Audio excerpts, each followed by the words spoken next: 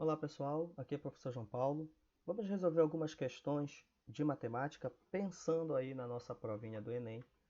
Vamos primeiro resolver essa questão de conjunto. Dê o pause aí no vídeo, faça a leitura com calma dessa questão.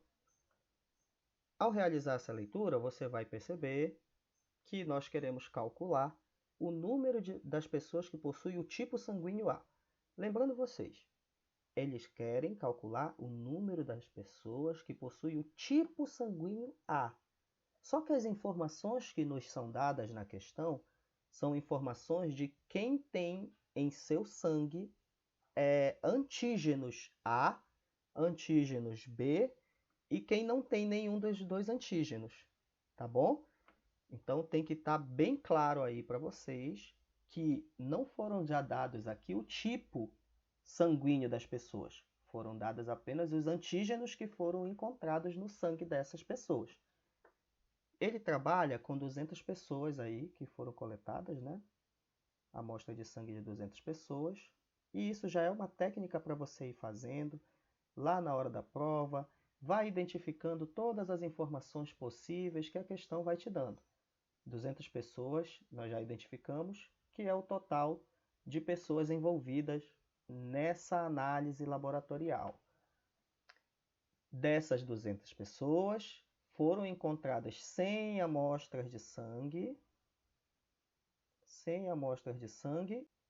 com o antígeno A. Foram identificadas também 110 pessoas com o antígeno B. E foram identificadas 20 pessoas com nenhum dos dois antígenos. Lá pela leitura, quando nós não temos nenhum dos dois antígenos, nós estamos trabalhando com o tipo sanguíneo O, que não possui nenhum dos dois antígenos. Verifiquem, gente. Ah, professor, tem um 100 ali embaixo. E do tipo A, antígeno A, que tem antígeno A, são 100 amostras. Só que você não vai poder marcar logo de primeira a letra E. Não vá terminar de ler e já marcar a letra E, porque aí você vai estar fazendo uma marcação errada, porque ele está falando que no tipo A, quem tem o tipo sanguíneo A, essa pessoa tem apenas o antígeno A. E quando ele fala dessas 100 amostras aqui, ele não está falando apenas o antígeno A. Ele está falando que está presente o antígeno A. E por que eu não posso afirmar isso? Porque existe um tipo sanguíneo que é o AB, onde essas pessoas desse grupo aqui, ó, elas têm tanto o antígeno A quanto o antígeno B. Ou seja, existe uma interseção. Essa interseção ela não foi dada para a gente, não tem um número para essa interseção. E quando nós resolvemos questões de conjuntos, a gente sempre tem que começar pela interseção. Vou desenhar aqui o diagrama.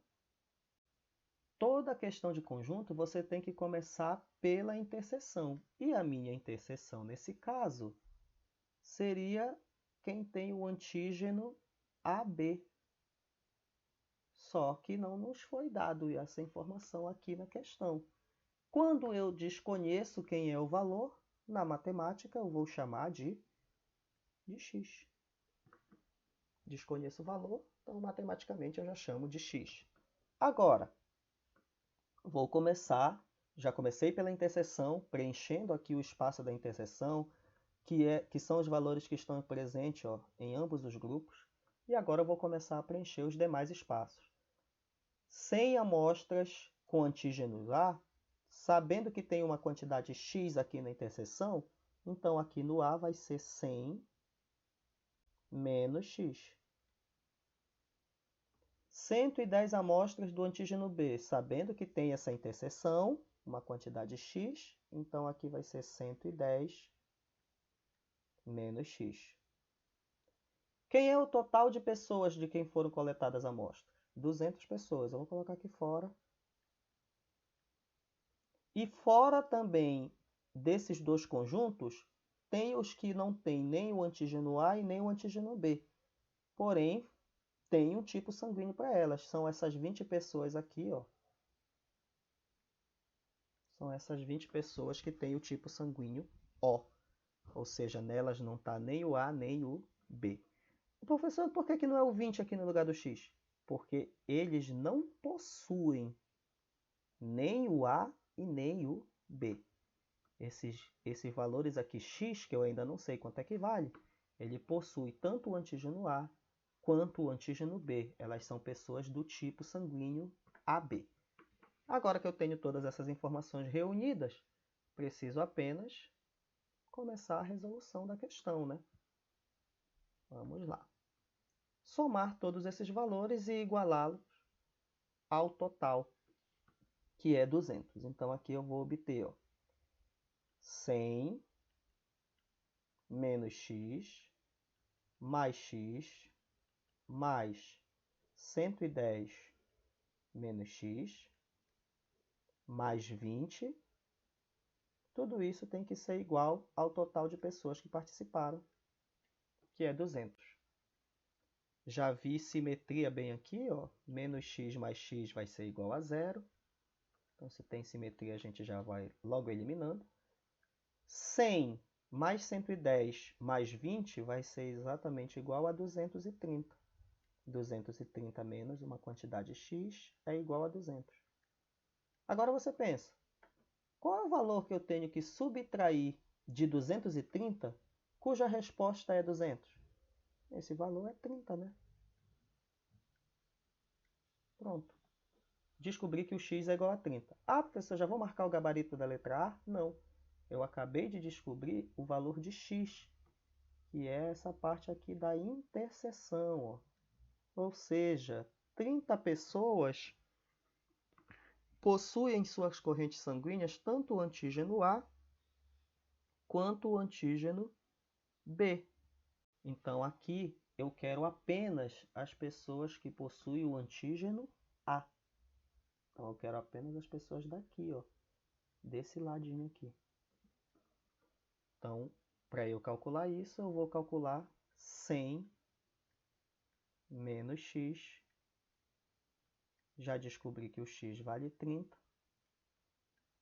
E agora sim, eu vou obter 70, o que está presente na letra C. Bom, dei o pause no vídeo, faça a leitura da questão. Você vai perceber que essa questão nos apresenta uma residência que consome 20.160 watts de energia diariamente e que ela possui placas de energia solar.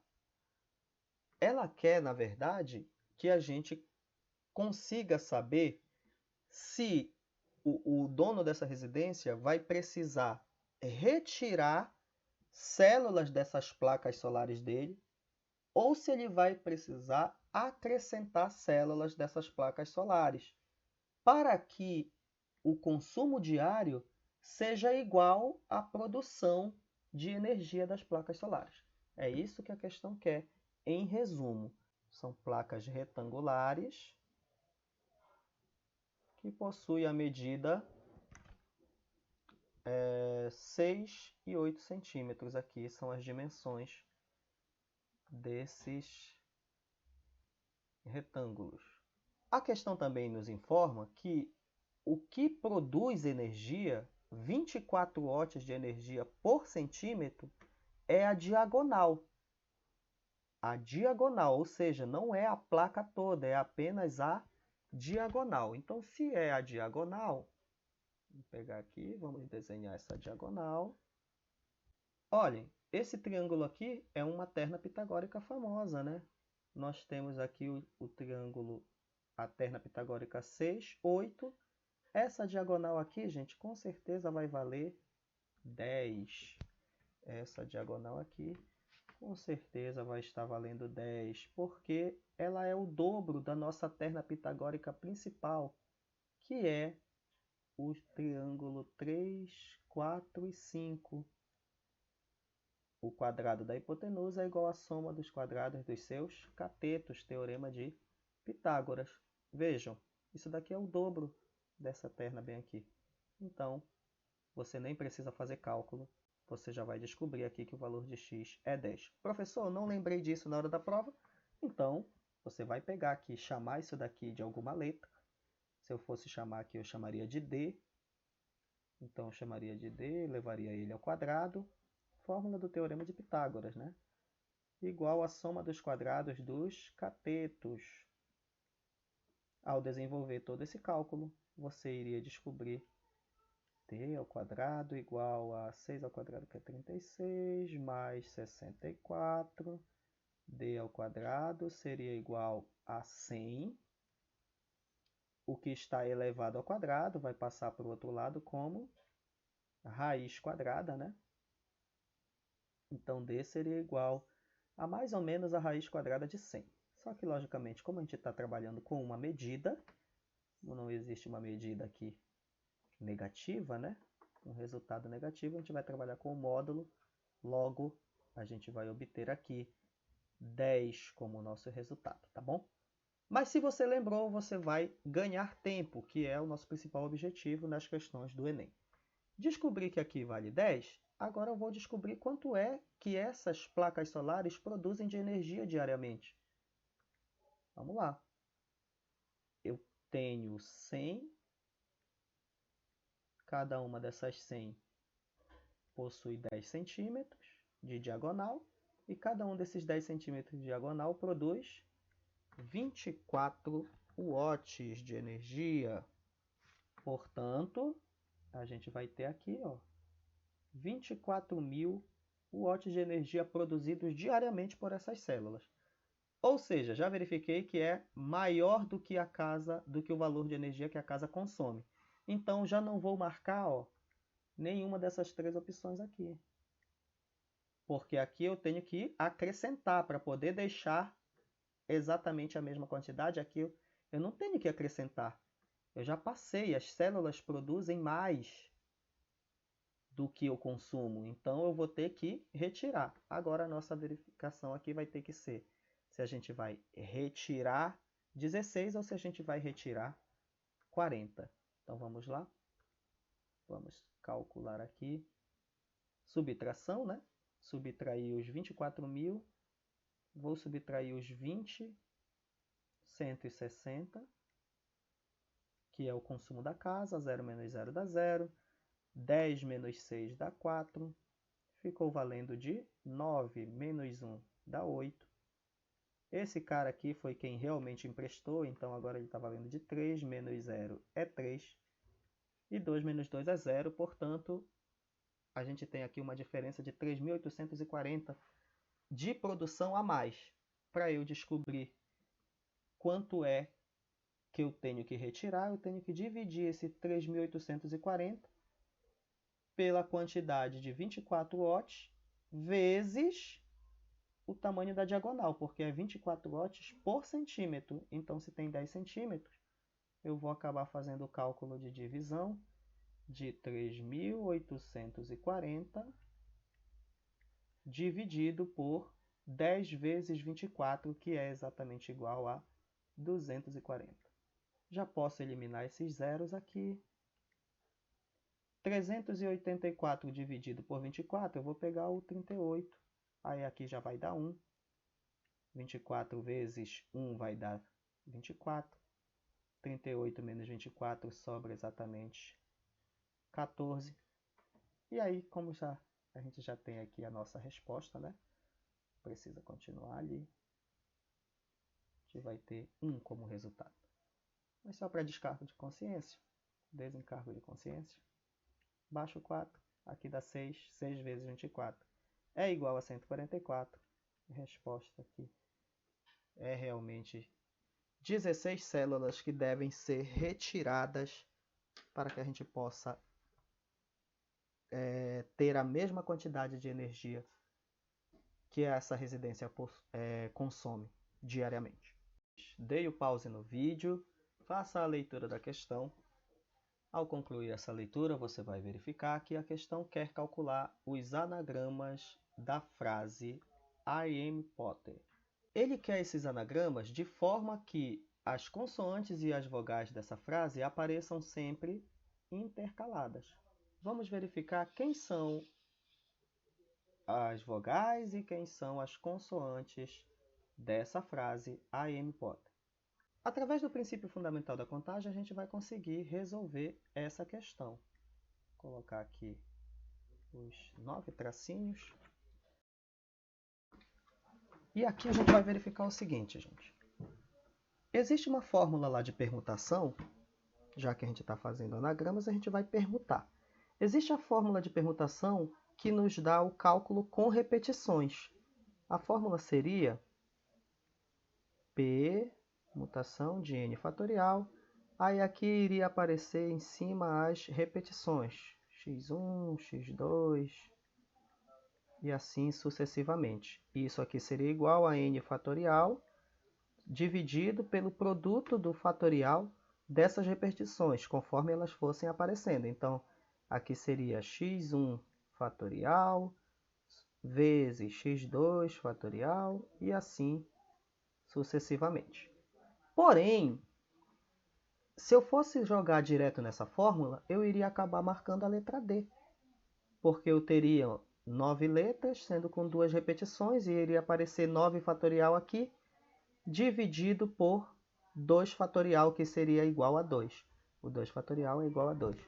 Aí eu iria marcar a letra D e iria errar a questão.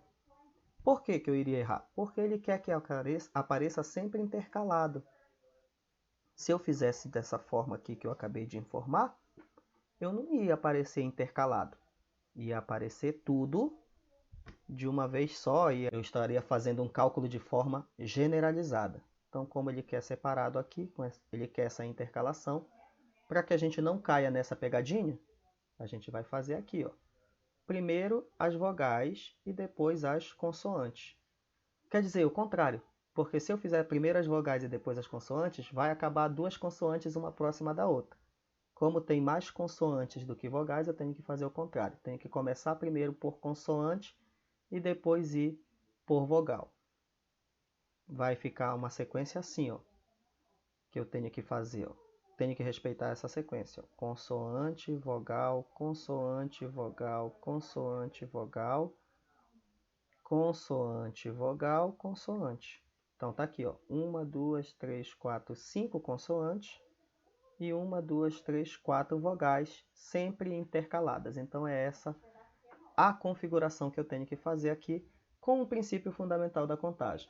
Deixa eu trabalhar aqui primeiro, então, as consoantes. Vamos lá. Quantas possibilidades eu tenho de escolher a primeira consoante? 5. Bem aqui eu vou ter que escolher uma vogal, então agora eu vou para a próxima consoante. Quantas consoantes eu tenho?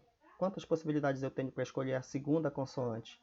Se eu escolhi, por exemplo, o M como a primeira consoante, agora eu só tenho 4 possibilidades para escolher a segunda. E aí vai ser um decaimento, né?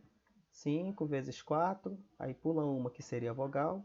Então aqui vai aparecer 3, bem aqui o 2 e bem aqui o 1. Então aqui já coloquei todas as minhas consoantes. Agora eu vou fazer a mesma coisa para as minhas vogais. Para escolher a primeira vogal eu tenho 4 possibilidades.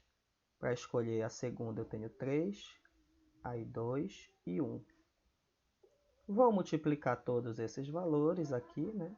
Colocá-los aqui em multiplicação. Esse é o nosso princípio fundamental da contagem, é o princípio multiplicativo. E eu vou perceber o seguinte, gente. Como tem 2 consoantes que estão repetidas, na verdade tem uma consoante que está repetida, é a letra T, eu vou ter que dividir isso daqui por 2 fatorial. O resultado disso vai ser dividido por 2 fatorial, para poder eliminar essa repetição. Então vamos lá. Se você for perceber, ó, 5 vezes 4 vezes 3 vezes 2 e vezes 1 é a mesma coisa que 5 fatorial. 4 vezes 3 vezes 2 e vezes 1 é a mesma coisa que 4 fatorial. Tudo isso sobre 2 fatorial, que seria a minha repetição da consoante T, para eu poder eliminar essa repetição. Como eu sei que 2 fatorial é igual a 2 vezes 1, logo 2 fatorial é igual a 2. Aqui em cima a ordem dos fatores não altera o produto, né? Então, 5 fatorial vezes 4 fatorial, dividido por 2, é o que está presente na letra E. Dê o pause no vídeo, como sempre, faça a leitura da questão tranquilamente.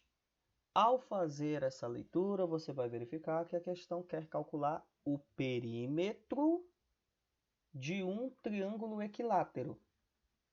Esse triângulo equilátero ele está identificado aí nessa questão na figura 2.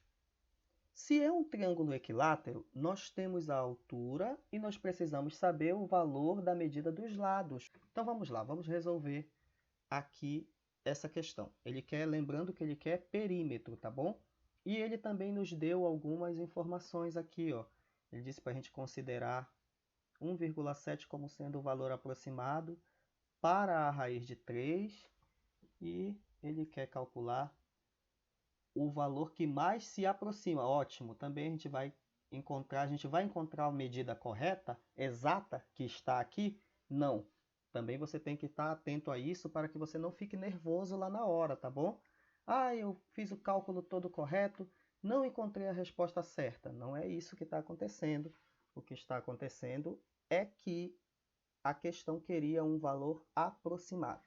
Então, toda a leitura lá na hora vai ser um ponto-chave para que você possa ganhar a pontuação total da questão, tá bom? Então, vamos lá.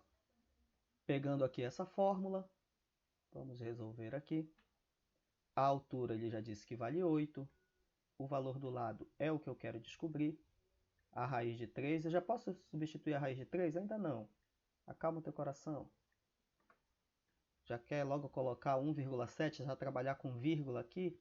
Bora verificar mais para frente. Vai que esse valor, vai que a gente consegue não trabalhar com esse valor de uma forma tão complicada. Esse 2 que está dividindo vai passar multiplicando, o que vai nos dar aqui 16 igual a L vezes a raiz de 3. Bom, como eu quero encontrar o valor de L, né? Eu vou pegar a raiz de 3 e vou passá-la para o outro lado da igualdade, dividindo. Então, eu vou obter L igual a 16 dividido pela raiz de 3. Aqui eu vou ter que fazer fatoração. A radiciação, né, no caso. Vou multiplicar pela raiz de 3 embaixo e pela raiz de 3 em cima. Eu fiz o contrário aqui, mas tudo bem, vamos lá. Vocês entenderam? O valor de L vai ser 16 raiz de 3. 16 raiz de 3 sobre raiz de 3 vezes a raiz de 3 é igual a raiz quadrada de 9. E a raiz quadrada de 9 a gente sabe que é 3. Bom, agora a gente já pode dividir, transformar aqui substituir as informações que nós temos? Não. Se eu quero o perímetro, não quero calcular o perímetro é a soma dos lados. Então, o perímetro de um triângulo equilátero é 3 vezes o valor desse lado, certo? Esse lado aqui, ó, agora a gente já teria aqui uma possível resposta, né? Vamos já emendar aqui para a nossa resposta que a gente quer. A gente não quer o perímetro. Eu vou dizer que o perímetro é igual a 3 vezes o valor do lado. Então, o meu perímetro vai ser igual a 3 vezes... Quem é o lado que eu encontrei? Eu disse que o lado é igual a 16 raiz de 3 sobre 3. Olha só como melhorou bastante aqui o nosso cálculo, porque eu vou poder eliminar ó, esse 3 com esse 3. Vou ficar apenas com 16 vezes a raiz de 3, que a questão me disse que a raiz de 3 vale 1,7. Prontinho. Vamos fazer aqui no nosso rascunho. 16 vezes 1,7. 42, vai 4. 7 mais 4, 11. Aí mais, ficou muito grande, né? Mais 16 bem aqui vai ficar 112 e o 16 bem aqui. Vamos somar, dá 2, dá 7 e dá 2. Como tem uma casa após a vírgula, a gente também anda uma casa após a vírgula. descobrimos que esse perímetro é igual a aproximadamente, tá bom? Como a raiz de 3 foi aproximada para 1,7, então isso daqui também é um valor aproximado de 27,2. Como eu disse logo no início da questão, não vai ter o 27,2, mas quem mais se aproxima é o 27,18, que está presente aqui para a gente na letra D. Seria o nosso gabarito. Então vamos lá, gente, para a resolução da nossa quinta e última questão. Dê o pause no vídeo, faça a leitura da questão. Ao fazer a leitura dessa questão, você vai perceber que esse senhor aí, ele quer satisfazer os dois filhos. Então, o pulo do gato nessa questão é verificar que ele quer encontrar duas áreas com a mesma medida. Ó, é o que ele informa bem aqui. Ó. Áreas de mesma medida. Então, ele quer que a área desse retângulo seja igual à área dessa região triangular aqui, mas que a gente já vai ver que ela não é totalmente triangular, né? Ela, na verdade, ela tem dois triângulos dentro dela, porque se a gente for verificar aqui, ó, vou fazer aqui uma linha.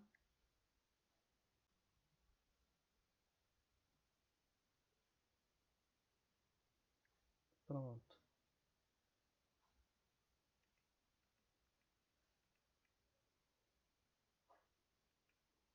Então aí está, ó. Conseguimos encontrar aqui dois triângulos. Eu quero que essa área daqui seja igual a essa área aqui. Então essa é uma questão que acaba se tornando uma questão fácil, né? Porque a gente vai estar trabalhando aqui áreas de figuras planas. Como é que eu calculo a área de um retângulo? Lado vezes lado, comprimento vezes largura. Então aqui vai ser x vezes x mais 7. Deixa aqui. X vezes x mais 7. E isso aqui tem que ser igual. Ele quer satisfazer o filho mais novo, então, mas ele quer com áreas de mesma medida. Tem que ser igual à área desses dois triângulos aqui. Vejam só. Nós temos aqui, ó, um triângulo. Como é que eu calculo a área de um triângulo? Esses dois triângulos são triângulos retângulos. Então é base vezes altura dividido por 2. Quem é base? Sempre é base vezes altura dividido por 2, ó.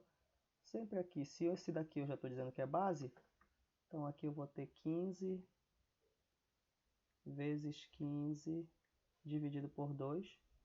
Se um cateto de um triângulo retângulo qualquer, tá? Se um cateto é base, o outro é altura. Então 15 vezes 15 dividido por 2. Ah, não precisa encontrar aqui essa diagonal, professor? Não, precisa não. Aqui, ó. Se esse aqui é base, esse aqui é altura. Então, mais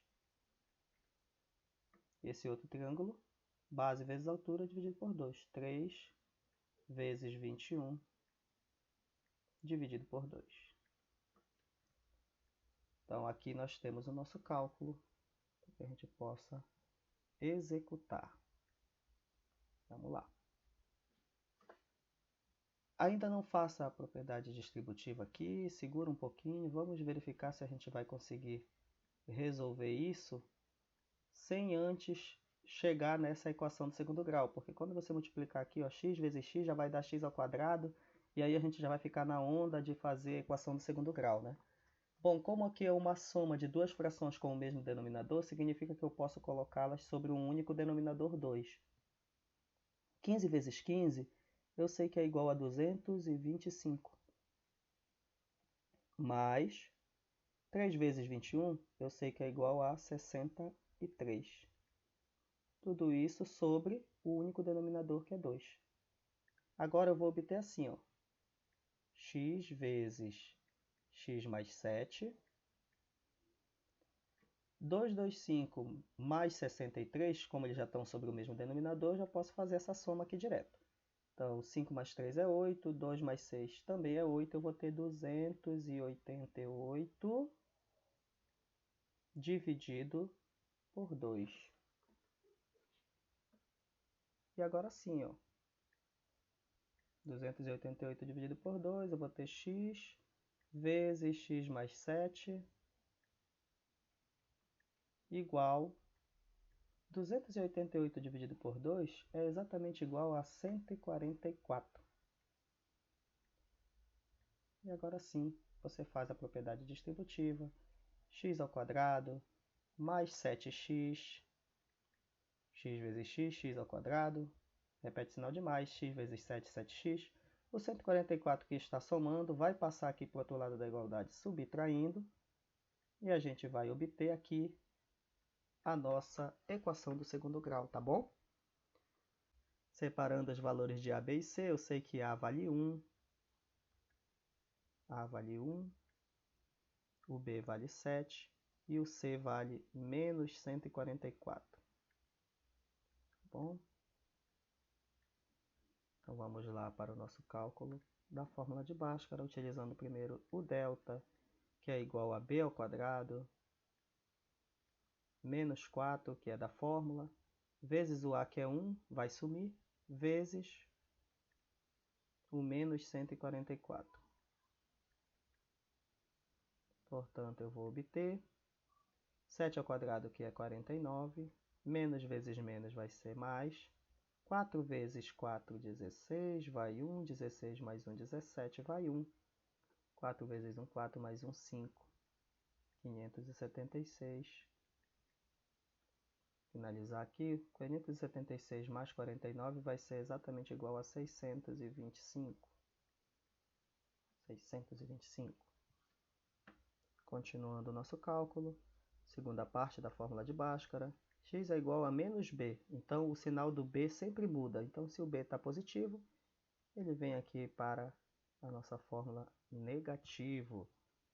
Vem menos 7, mais ou menos a raiz de 625 sobre 2 vezes o valor de A, que é o próprio 2. Então, aqui x vai ser igual a menos 7. Bom, gente, a gente tem que saber, pelo menos desses básicos aqui, tem que saber a raiz quadrada e os quadrados exatos dos números de 1 até 30, mais ou menos, né? É aquele processo lá que você teve com a tabuada. Essa é uma nova tabuada que você precisa saber já na sua série. Aqui você vai saber que a raiz quadrada de 625 é o próprio 25 sobre 2. Logo, x' ou x1 menos 7 mais 25, sinais diferentes, subtrai e repete o sinal do maior, vai dar 18. 18 sobre 2, resposta 9. A outra vai ser um valor negativo. Como a gente está falando de uma medida, né? A gente não vai trabalhar com esse valor negativo. Então, eu descobri que o x vale 9 e o outro terreno vai ter que ter o outro lado ali nessa questão, ó. O x aqui vale 9 e o outro 9 mais 7, que é 16. E nós temos a nossa resposta presente na letra B. Tá bom? Esse é o nosso gabarito para a quinta questão. Bom, gente, muito obrigado pela atenção.